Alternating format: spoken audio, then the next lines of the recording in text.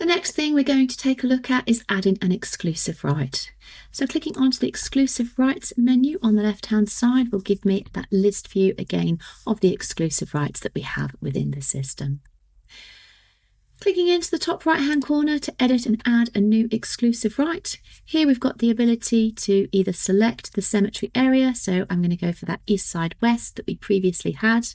And here you can either select a plot that you've already added to the system, so I've got those two that are already sitting there, or you can create a new plot, either with the create new plot or using the plus button on the right hand side. We'll ask you obviously to confirm your area if you haven't already chosen that east side west. So then again, typing in my east side west, row 1, and I'm going to have 103 for this one. Clicking on to save will obviously add that plot in, and it will become available in the plots menu for you as well. You can type in a reference. See, we need to have that period of grant, so you've got a section here for your grant date as well. You've got the full calendar option, so you can either type that in or just use the calendar options here to select the date, and obviously type in the grant number that goes with it as well. There is a tick box for the green form. You can then report later as to whether the green form has been returned or not returned. So I'll pop a tick in there and say that it has been returned as well. Any further notes, again, that you want to add in, you can do so here. It's mandatory to obviously show the applicant's details, so make sure that you type and select those in. I'm going to go for another application date. As with the other details at the top, the applicant can either be searched for or added. Most of the time this will obviously be new, so you can click onto the plus button to add in a new applicant. So I shall add a new one in here. Pop in their email address and any other information that's necessary.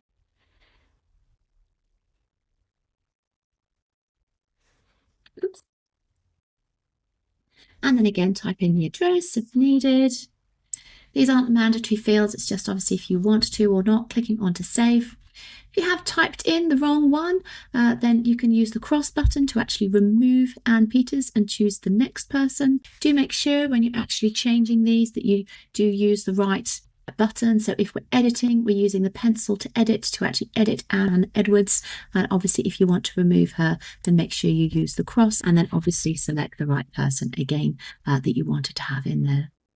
Similarly with the agent, the plus button will add a new one just for time. I'm going to choose one that I've already got within the system, and then you can click on to fees. So here is where it links up with what you did within your setup menu. So I've added a fee there, which I've got for my exclusive right, so I can pop that through into there.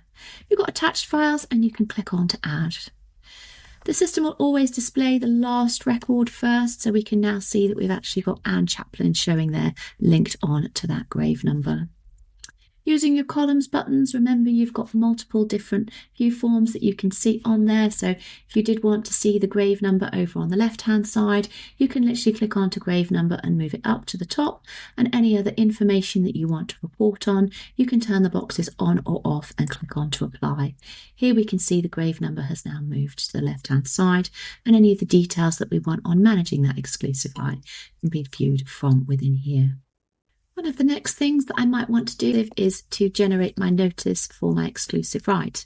So I can click on to the exclusive right record here to come through into it. And then using the 3 vertical dots in the top right hand corner, I've got the ability here to generate a notice. Generating a notice will come through, and it first off generates an exclusive right. Using the filter option in the top right hand corner will give you access to all of the document types which are housed within the notices section within Scribe for what you want to actually assign. So we've got the exclusive right assignment there. We've also got a cancellation, the public grave, the shared grave. I actually want the deed of grant at the moment, so I'm going to click on to deed of grant.